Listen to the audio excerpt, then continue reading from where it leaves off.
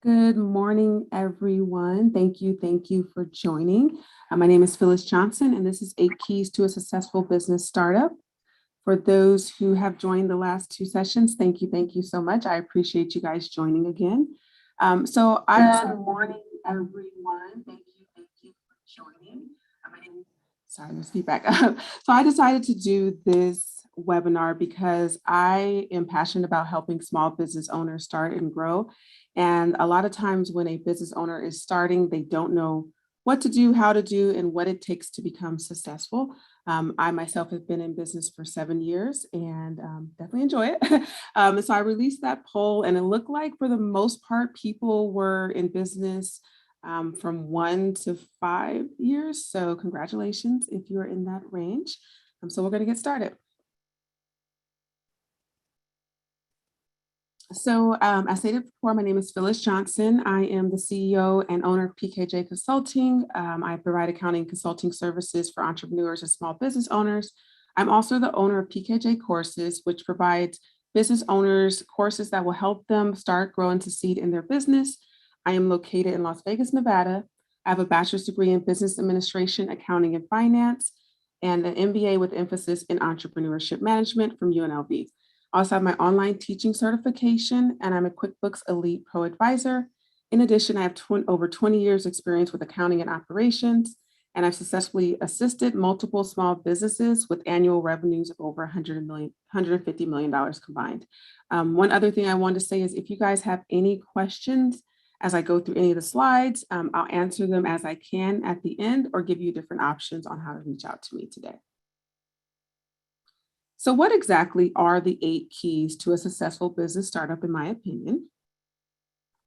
They are having a business plan, understanding the market, having SMART goals, investing, networking, educating yourself, startup capital, and staying hungry.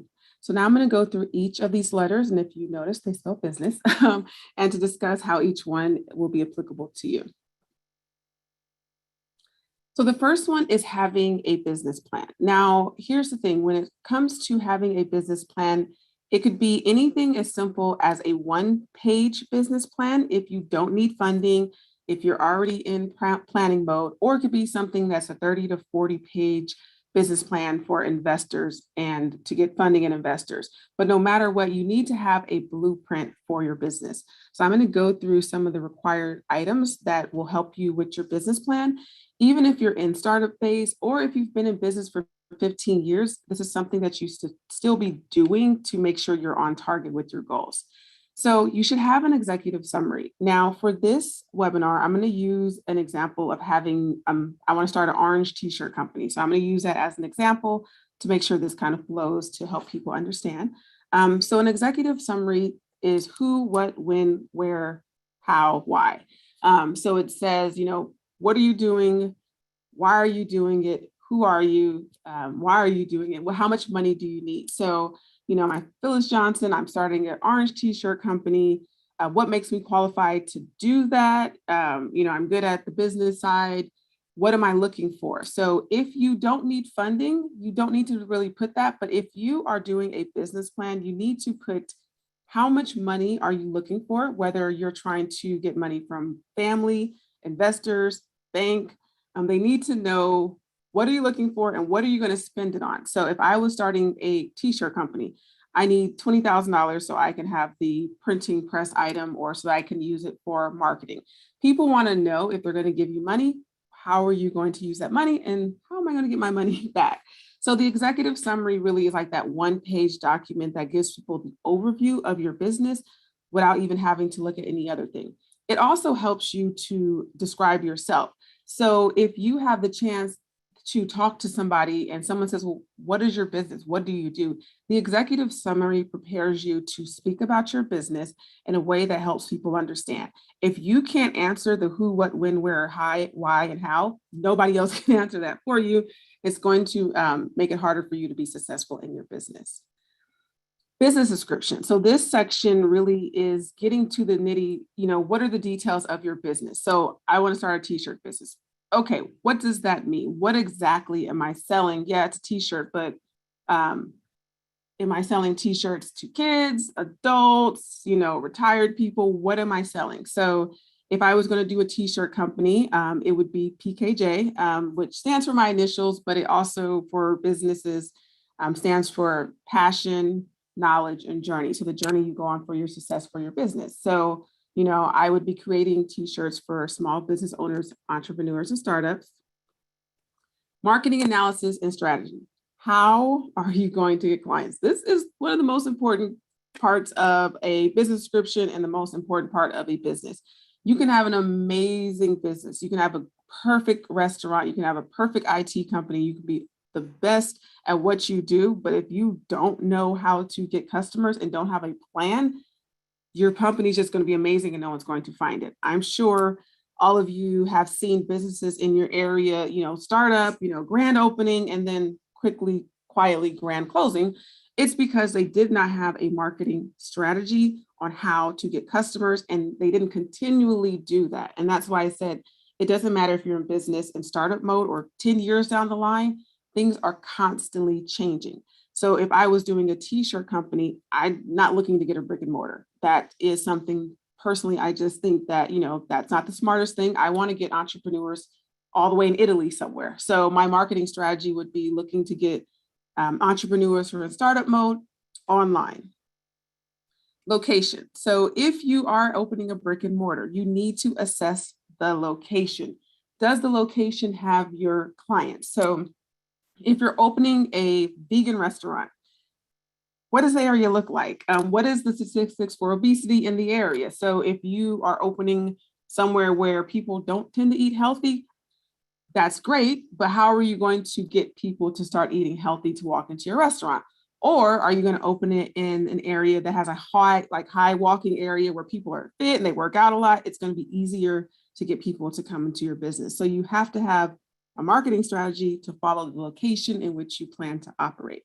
Even if you're online, yes, you just have to have a website, but are you going to be on Instagram? Are you going to be on TikTok? Are you going to be on YouTube? Are you going to be on Facebook? Do you now know it's called Metaverse? Are you keeping up with that information? So where are you going to locate your business? Competition. There's always going to be competition no matter what you do. You need to analyze what the competition is doing. So if I'm starting a t-shirt company, if I Google entrepreneurship t-shirts, probably thousands of companies that do that same thing.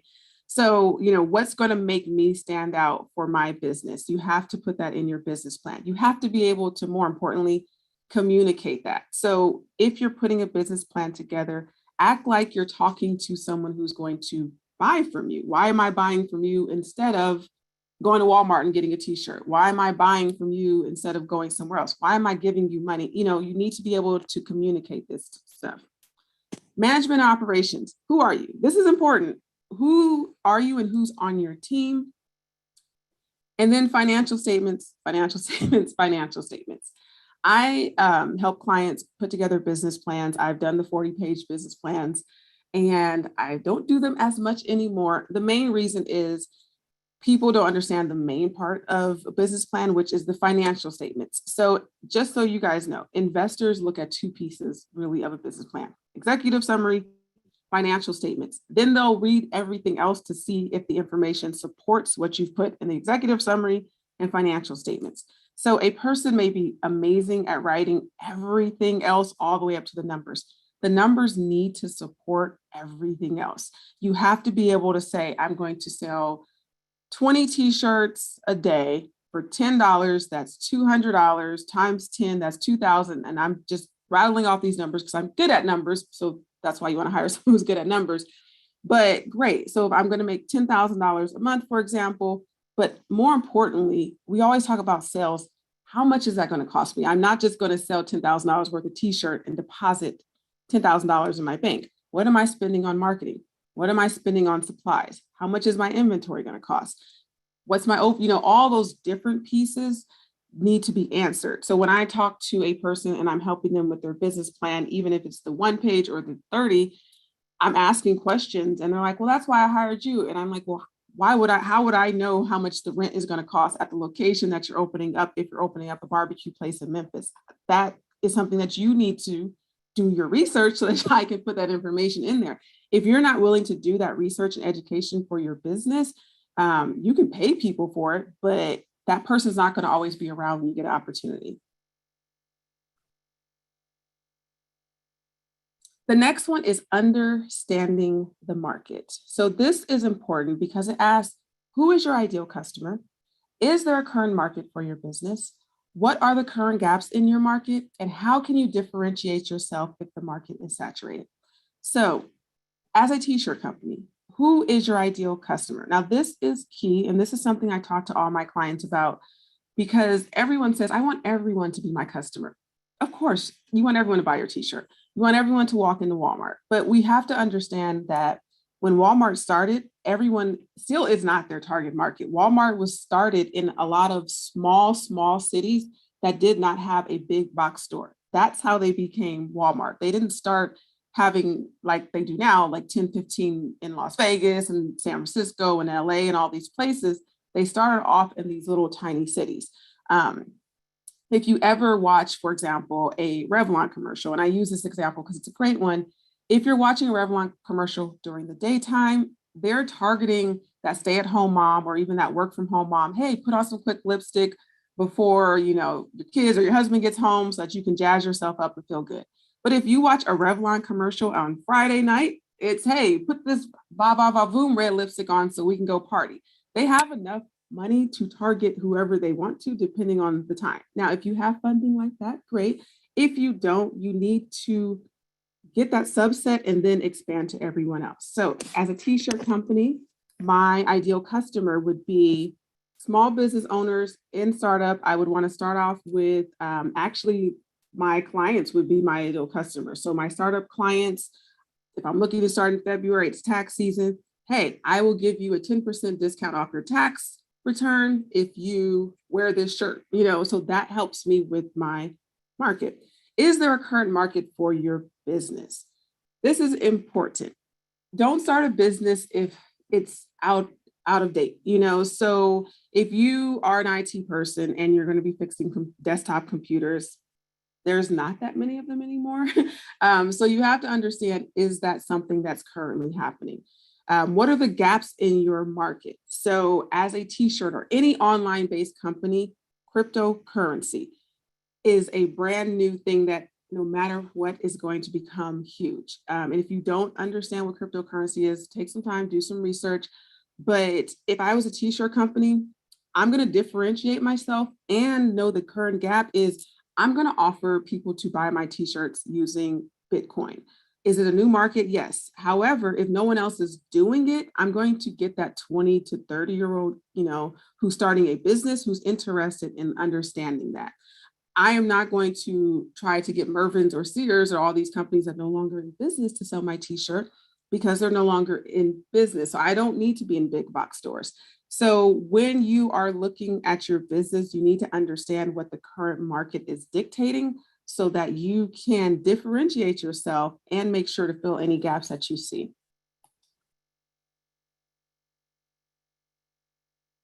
SMART goals. So we've all learned about SMART goals. So I won't go too much detail, but SMART goals are specific, measurable, attainable, relevant, and time-based.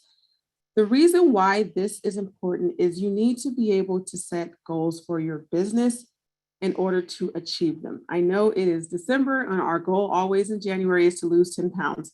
Most people don't because lose 10 pounds by when, how, is that relevant? Is it something you're going to really do? So if I was going to start a t-shirt company, my goal would be sell 100 t-shirts in February for the month of February. So is that specific? Yes, it's a number based, which is measurable. So numbers, money, time are measurable items. Is it achievable? As of today, I haven't started a t-shirt company. I don't actually truly plan to. So that goes to, is it achievable and realistic? Well, it depends on, the answer to that is it achievable for me? Yes, because if I'm willing to put the capital behind it and hop off this webinar and just focus on finding clients, or if anyone has a t-shirt company, I would reach out to people and say, hey, can I partner with you? You already have a t-shirt company. I just want a line of PKJ t-shirts.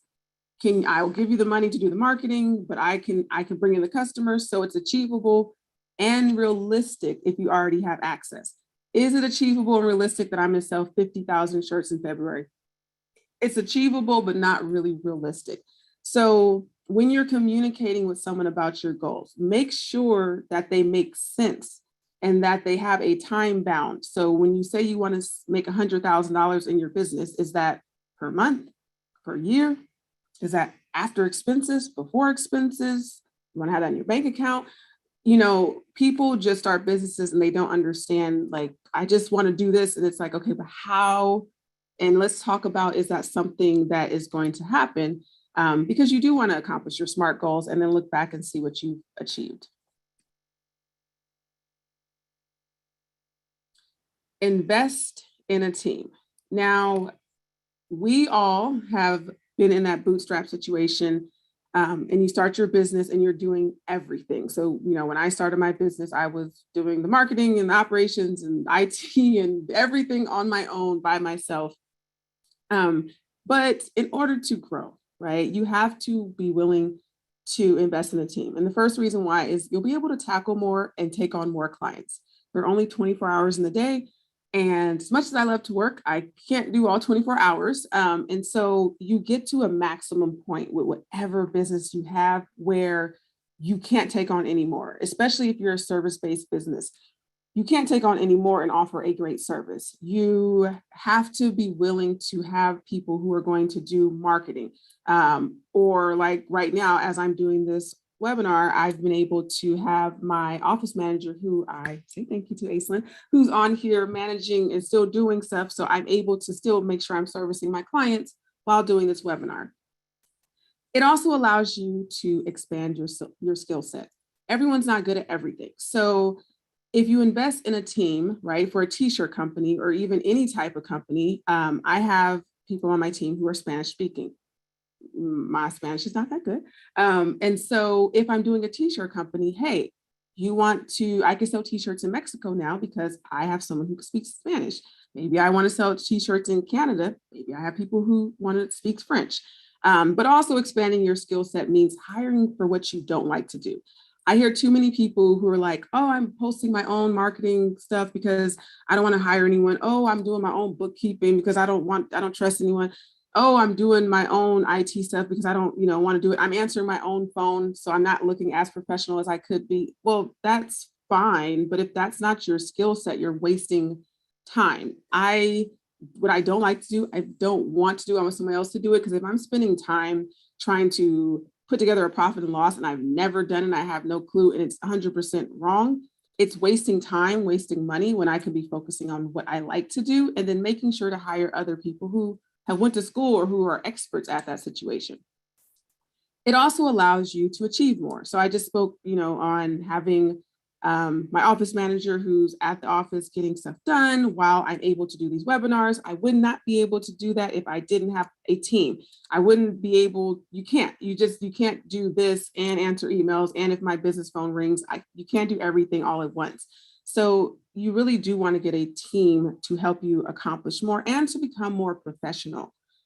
In essence, right? If you have more clients, more skill set, and you're doing more, you'll make more money, right? And that is ultimately the goal. I hear too many people say they don't want to spend money on a team because it's costly, but if you spend the right amount of money, you'll also be able to make more money. And the real goal is not to worry about what you're spending so much, it's make enough money to the point where it doesn't matter. Networking. Now, this is very important, especially when you are in startup mode or continual, but really when you're in startup mode for your business. So for those who don't know, I'm actually a huge introvert. I'm good at talking about business stuff and things of that nature, but outside of this, I am in my corner reading a book somewhere. And so when you're starting a business, you don't know what you don't know. It's important for you to network and get an understanding. So I would say the first thing is joining business groups. The reason why you want to join business groups is you'll find like-minded people. So if I'm starting a t-shirt company and I have no network, I don't know anything about it, you can join business groups in your area that only allow for one type of company. So if you are an accounting person. They only allow one accountant in those type of groups. So you'll be able to meet a marketing person, an IT person, a customer service person, even every type of person will be in those business groups. And you may find people that are willing to exchange services with you. And that is very important, especially when you're in startup mode and you don't have a lot of funds to build this huge team. Hey, I'm going to do the books for you if you post some stuff on my Instagram for you. So joining business groups helps. The other one is meetups and events. If you have not, go on meetup.com as soon as we get off of this and go to Eventbrite. And as soon as we get off of this, because it's critical. So for me, when I started, that's really how I started my business. So I was working as a CFO and HR manager and also over the sales team somehow. And I decided to start my own business. And even though I have my MBA in entrepreneurship management, for those who have went to school, it just because you're getting education does not mean you actually know how to do it. So you need that hands-on experience as well. And so I started looking for groups or, any kind of training in the area. And I actually went down to it's called Nevada Business Opportunity Fund, but the Women's Business Center that I called it. And they had entrepreneurship courses. And I was humble and said, even though I am educated in this, I have not actually ran any businesses on my own. And so through me looking on Eventbrite and meetups and finding this, I was in those classes. The teacher said I shouldn't be in the classes, I should be teaching the classes. And so it gave me the opportunity to speak to my target market. And so I started getting clients from that. And I still work with them to this day. So you want to join meetups and events to build that network and build that team to get opportunities that you're not going to be able to just have access to. Join a chamber of commerce in your city. If you're in a big city like Las Vegas, there are 5, 10, 20, I don't know. There's a lot of chamber of commerces. Find the one that works for you. So when I first started my company, or even if I was doing a t-shirt company, I first joined the large chamber of commerce here in Las Vegas. It was way outside of what I needed as my target market. I like to work with small businesses. I like to work one-on-one with my business owners. I like to know how their day is going. I don't particularly, my goal is not to work with someone who has 100 employees. It's just not my target market. And so I started looking at other chamber of commerces in my area. And one was the Urban Chamber of Commerce. So I joined that and it's great. You get access to a lot of information. You get access to grants, you get access to funding, you get access to knowing what's going on in the city, you get access to business information, you get access to people who will help you. So join your chamber of commerce in your area. Friends and family. So this is a fun one. I hear way too many people saying, my friends don't buy from you. If my friends don't pay for bookkeeping and they hire another tax person, I don't care. If you have a candle business and they don't buy your candles, you shouldn't care. If they don't buy your t-shirts, you should not care. The reason I say that is this. You don't know why they won't buy from you. It's not important. If they decide to go to Target and buy a t-shirt and it's even more than what I would sell it to them, if they don't want me to do their taxes because they don't want me to know, that they're claiming somebody else's kid, don't need to know. But your friends and family can support you without spending money. So that's what you need to focus on when it comes to networking. Having those friends and connections, for example, myself, hey, I'm doing this webinar on taxes. I know what I want to teach, but hey, as a business owner, what do you want to know? Hey, I need to test out this webinar for Wednesday or Thursday. Can you just hop on 5 seconds and can you see this? Are you able to do that? Can you click on that button? Those are helpful things that doesn't cost any money. So instead of asking your friends to always buy from you, ask them to repost something on their Instagram, post something on Twitter, help, jog ideas from them so that you are actually building a network with them. The more you talk to your friends and family about their business, maybe they won't do a one-on-one purchase from you, but maybe they do know someone who will. Coworkers. So if you're still working a job and you are starting your business, congratulations. Talk to your coworkers, not if you're starting a business that's exactly like what you do. So if you're doing an IT business on the side, don't talk to your coworkers about starting an IT business. But what I will say is get to know people outside of that little subset. So for myself as an accountant, I wanted to know, I started meeting the salespeople in my company or operations or, how does all these pieces work together? That was able to help me in my business because I started understanding all the pieces and how it's going to help me. So get to know your coworkers outside of the small circle because they're going to have resources that you may not know about. Classes. So I am huge on taking classes. Same thing with the business group. So find classes online. There's a lot of free online classes. There's some that cost, but invest in your business. And they're going to teach you things that you don't know for your business. Take classes. It's always important to kind of stay ahead of what's going on. So like when I said the t-shirt company and cryptocurrency, I'm not an expert. So I took a class on cryptocurrency just to understand it. So for your business, what you don't know, or even what you do know, take a class to make sure you're keeping refresh on information and online group and communities. Go on Facebook, join a group today, as soon as you get off of this call. The reason, you're in Facebook posting about all kinds of nonsense, that's great. But I would join a t-shirt group if I'm starting a t-shirt company. I'm in, I don't know how many tax, accounting, bookkeeping groups, because they're going to tell you information you don't know. And you can ask questions that you don't know. Hey, I'm opening a t-shirt company. Here's my PKJ logo. What do you guys think? Oh, well, did you know there's another PKJ in New York and their logo looks exactly like yours? Oh, no, I didn't know that.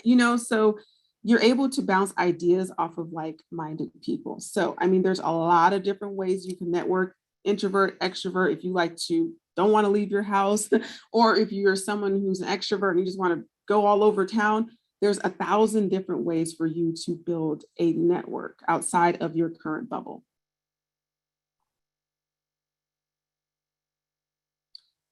The next one is to educate yourself. So as you guys saw earlier, I'm huge in education, but I say that meaning if you don't have a bachelor's degree, you don't have a master's degree, you don't have it doesn't matter. Unless you're going to be a surgeon or something of that nature, then, go to school. But you don't have to have a degree to be successful in your business. It is not a requirement for every type of business. There are a lot of different ways to educate yourself. One of the first ones is you're on a webinar now. Hopefully you guys are learning something today.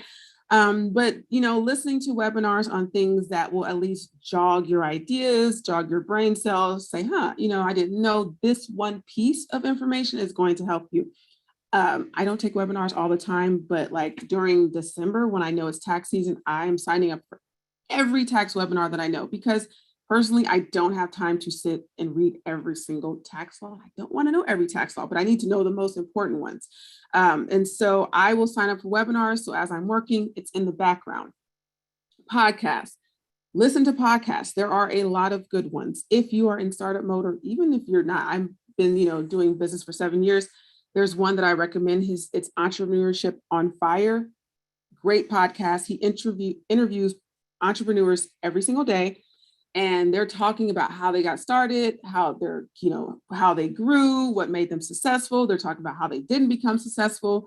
And I've learned a lot of different software options. I've learned like a lot of operations. I've learned new information. So if I was starting a t-shirt business, I would be trying to find something on t-shirts, or really something on marketing, because that's the biggest thing with a t-shirt company. Books and audiobooks. So as you know, every millionaire, they read tons of books every single year. Read, read, read, read, read. If you do not like to read, get an audiobook. As I'm saying, webinars, podcasts, audiobooks, if you notice the kind of first 3 things I put up there, they're things that you can do while you're working. Even when people are on this webinar right now, I'm sure there's people still working, but hopefully listening in the background. I do the same thing. I have an audiobook playing on something, and I may not hear every single word, but something will make my ear tune in, and I'll go back and listen to it again. It just puts that information in your ear, not that, whatever you're watching is where your mindset will be. So if you're watching reality TV, I watch it all the time, but if you're watching it, your mind becomes immersed in that. You start caring about what this character is doing, and you're Googling them, and you find out they're married, and then Google knows everything you do. So if you push Google, it's going to tell you about that person getting married and who they were cheating with and all this nonsense that's not going to help you with your business. If you're listening to an audiobook and you Google a term on, how to start a t-shirt company, then now your feed's going to have it. You go on Facebook and start typing in how to start a t-shirt company, your feed's going to dictate what you are putting in your mind. So unless watching reality TV all the time or watching sports all the time is making you money, it's okay to pause. Those people's lives are not going to bring you any revenue. So it's important to, if you're a busy person, have that stuff playing in the background, in the car, at the gym, just on some level, 20, 30 minutes a day, or even at least an hour a week.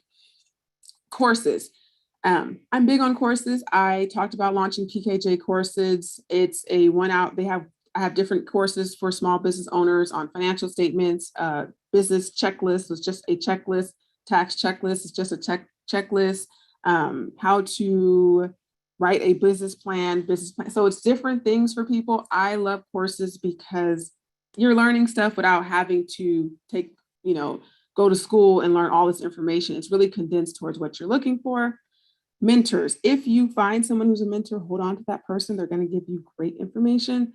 Online research. So I'm a Google, YouTube addict. I Google a bunch of stuff that I want to learn, which also helps me find webinars, podcasts, and everything else related to it. And then join some groups. So all these different ways are ways to educate yourself, no matter what type of business you have. So kind of as you saw from the networking and educating, it's so many different ways. There's really no excuse as to why you can't learn some stuff that you need to learn, and make sure you're building that network, because if you're building your network, they're actually going to tell you about some webinars. They're going to tell you about these classes. They're going to tell you about these audiobooks, or if you're listening to audiobooks, they're going to tell you how to build your network, and vice versa. Startup capital, money. So you do need startup capital for the most part to start your business. We do hear those great stories of, I started my business with $0, now I'm a millionaire. Okay, ask them for their financials and ask them if they have a rich uncle. If you have a service-based business, and I want to make sure I explain this, if you have a service-based business and you're running a business that is similar to what you were previously doing, it doesn't cost that much money. I started my business with just a laptop I already had. I was one of those people who bootstrapped. I wasn't spending any money unless I made it. I was just one of those type of people. So I had a laptop and I made my own business cards, and I didn't spend that much money, but I actually had startup capital. So I had a cushion in the bank account, but I quit my job and I gave myself 6 months to make it happen. So now it's 7 years. So here are some ideas for just having startup capital. The first one is savings. So I suggest having 3 to 6 months of savings, just so that you're not, operating in a place of desperation, like pick me, I need this money. You're speaking comfortably. If someone says no, you're okay. And also, especially if you're in a relationship or you have children, you have to be cognizant of, even though this may be your dream, you still have to pay the bills. So having that capital makes you have that cushion. So if you have savings, you got the stimulus payments or you get your tax refund, put that away, lock that down. So, when I left my job, I had capital, but I refused to touch it. I had savings, but I refused to touch it. I wasn't touching it unless I needed it, but I still had enough to pay my bills until I actually started making revenue. Friends and family. So this is a big one. If you're lucky to have friends and family that believe in your dream, they will give you capital. Do not abuse that. You don't want to have a situation where you borrow from friends and family and you don't pay them back. But this goes to, if you have a strong business plan, if you understand the market, if you've done your research and you've done your education, when you're talking to your friends and family, they're going to want to invest in you because they're going to believe in you. If you are starting a t-shirt company and I'm wearing my PKJ t-shirt every day and I'm talking about it and I got this business plan and I can't shut up about it, when it's time, your friends and family will be willing to invest in you. If you are starting a restaurant and you're like selling food to friends, or you're every holiday you're volunteering to cook, and you're talking about, hey, I want to start this restaurant, and I'm going to be a chef, and you're telling them, oh, I just need $10,000 so that I can buy this specific item, and here's a location. Have you seen this place? Let me like you If you talk about your business in a way that makes you sound like an expert, your friends and family will invest in you. If you go to your friends and family and say, hey, I'm going to start a t-shirt company, but right now I work at a nail salon, and that's all I say, can I get $1,000? People are a little hesitant to give you that. So if you're lucky to have friends and family who has access to capital, talk to them as if you were talking to a bank person or an investor or a complete stranger. Give them that level of respect to treat it like a business. Credit cards. If you're not good with credit cards, don't use them. But I think credit cards are really a great way to get startup capital, especially if you're a product-based business.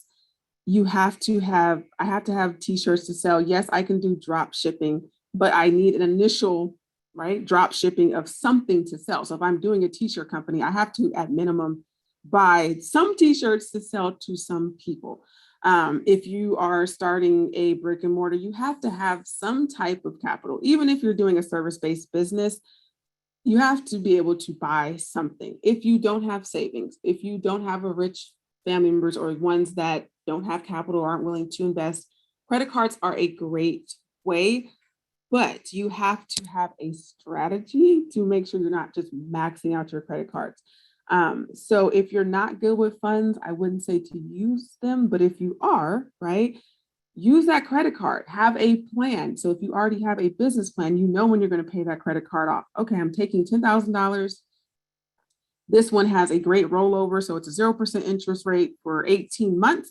I'll be able to pay this back in 18 months because if this $10,000 is going to make me $100,000, it's tax season. I'm going to have a link for people to buy my shirt, 10% off your tax. And then if you recommend me, you get a refer. I mean, I'm making this all up right now, but if you have a plan for paying off your credit cards, two things are going to happen. One, you'll pay off your credit card, but more importantly, for those who don't know, as you pay off your credit card, they give you more and more and more, which expands your ability to take on more debt, but also pay it off.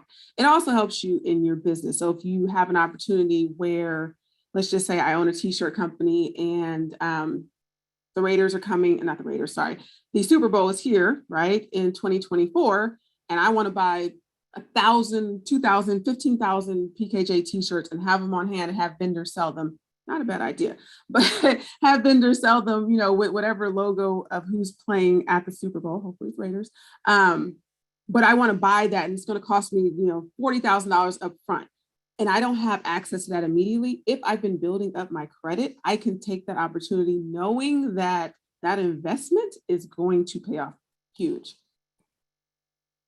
Small business loans, investors, or grants. So this is another way to get capital. If you are already in business, it's a lot easier to get business loans, investors, and grants because you can already show what you've been doing through your business plan.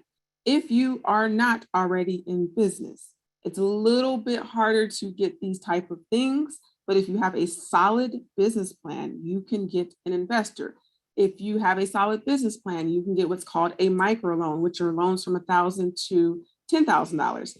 And how did I find out about microloans? It was from me going to the Nevada Business Opportunity Fund and understanding what they offer. So if you go to your Chamber of Commerce and do your research, there are microloans for startup businesses. You do have to have good credit, capital, and character for you to qualify. So they look at your personal information for these startup loans and funding. So if your personal financials are not in order, you want to do that first before you try to apply.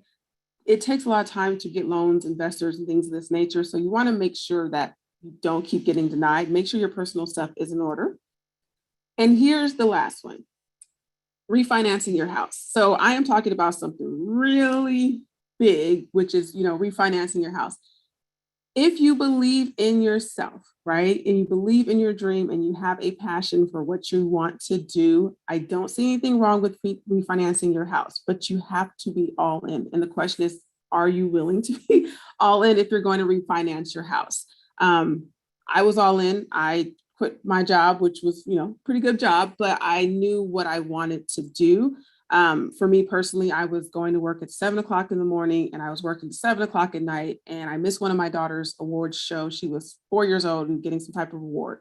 And I was like, I like what I do, but I'm helping somebody else build their dream working entrepreneurship hours.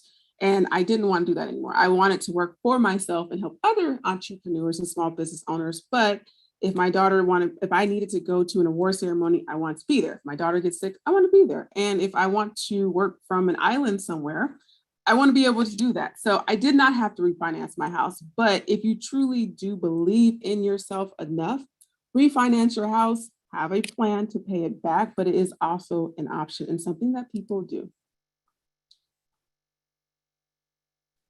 Last, but definitely not least, right? So I went through a lot of different things.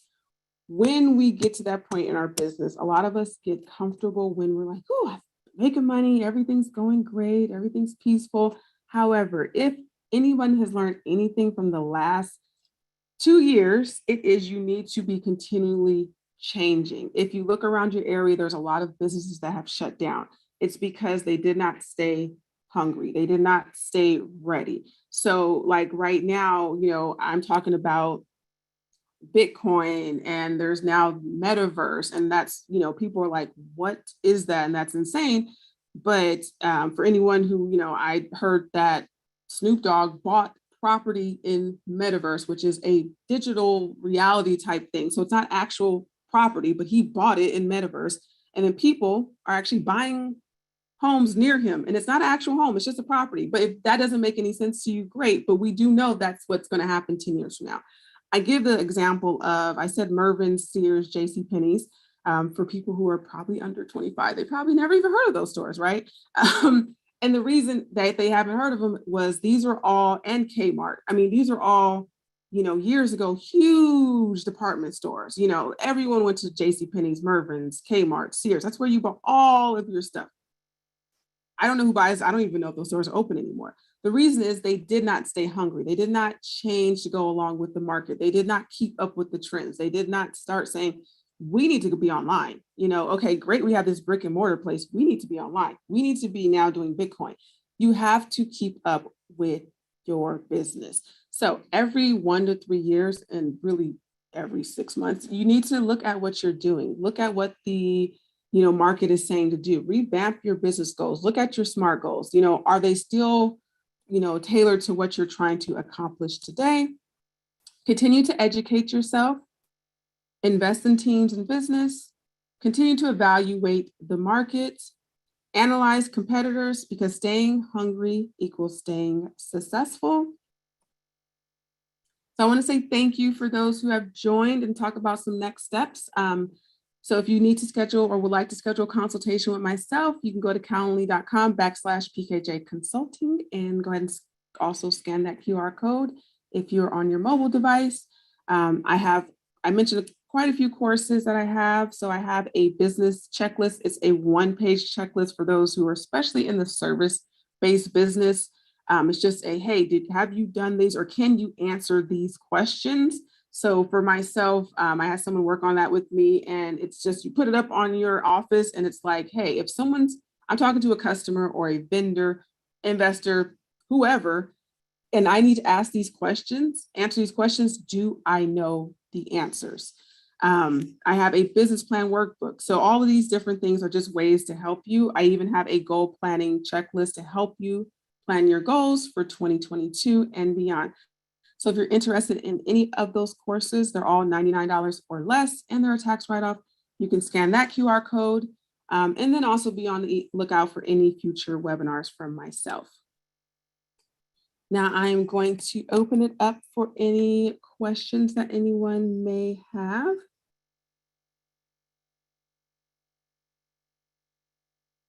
Perfect. So we have one question. So Melba asked, what is a great way to do market research? So it depends on what type of company you have. I'll tell you guys how I did my market research and then give some other examples. So when I was starting my accounting company, what I did was I called other accounting companies. That's how I did my market research. Is I wanted to understand what they were offering, and that helped me set my prices. So I literally would call, hey, I'm interested in bookkeeping services, and I would understand what they offered.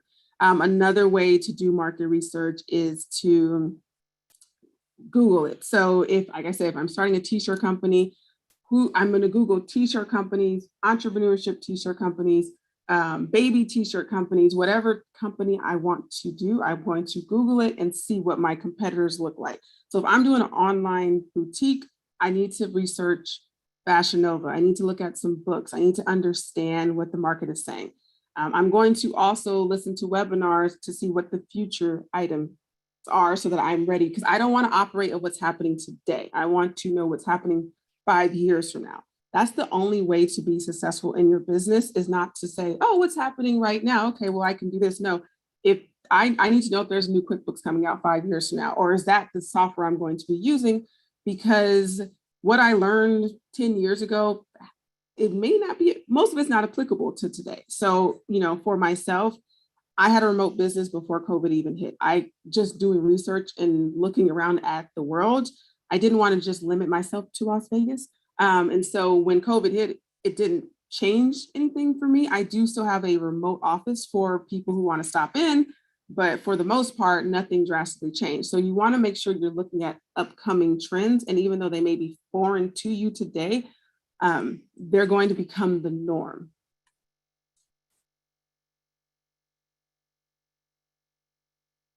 So Salim, the presentation is actually going to be on YouTube. So all my social media handles are on PKJ Consulting. So the course, the webinar from today is going to be up there in 5 minutes when I, off of this. Also the tax one I'm going to put on there as well, or my marketing person will. The QR code, Laura Lee. Hi, Laura Lee. How are you? She's one of my clients. Where can we get and have it branded? So Laura Lee, or anybody who is interested in getting a QR code, I have a person who does them for me because, like I said, I stay in my lane. He can do it really quickly. So if you want to email me at info@PKJ Consulting because you want a QR code, feel free to, and we can create those for you. Any other questions?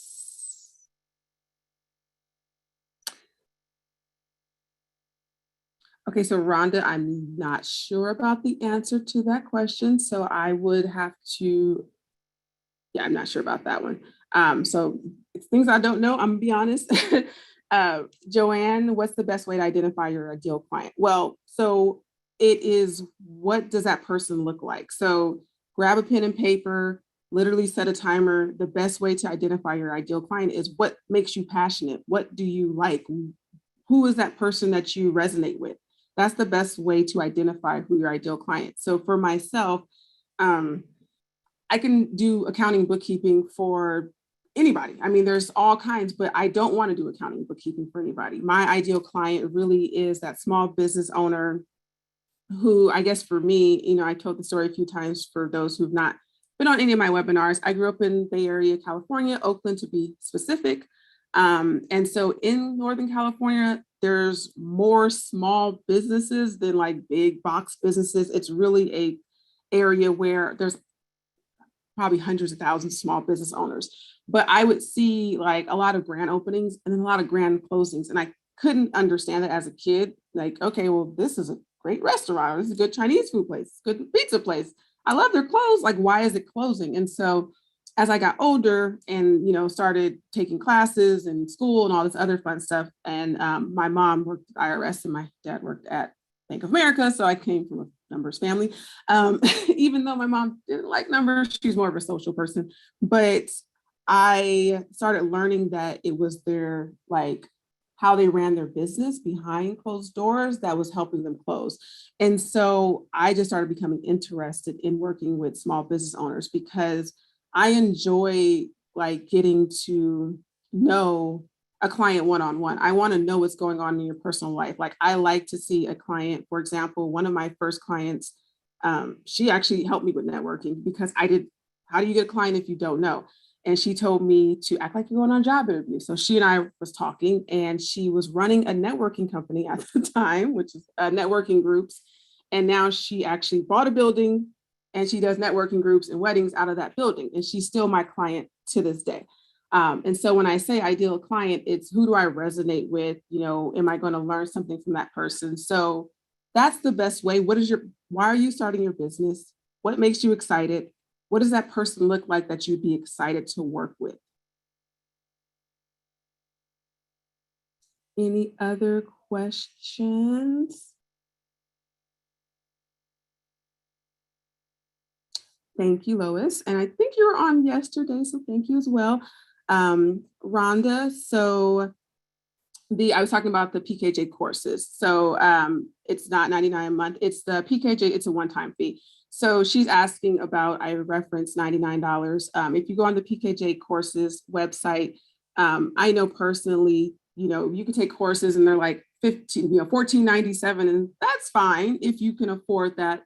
Courses are great, but for those who can't and they just want to learn something similar or small in a short amount of time, that's why I created PKJ courses, is really to help that person who just is running their business. They're trying to wear 1,000 hats.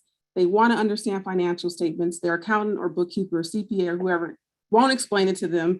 They don't understand it. It's just trying to be able to communicate with people in a way that they understand.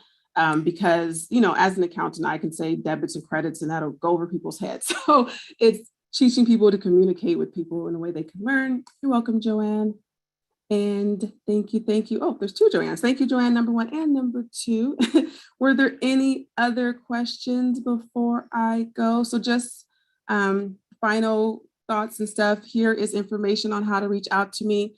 I did 3 courses this week. Thank you for those who have been on all 3. It has been a fun journey. I'm going to put them on my YouTube channel, PKJ Consulting, which I just started.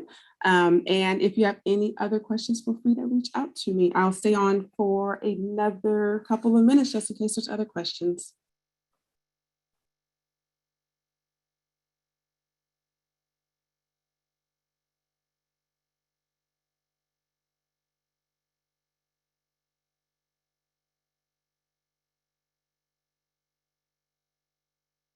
You're very welcome, Melba.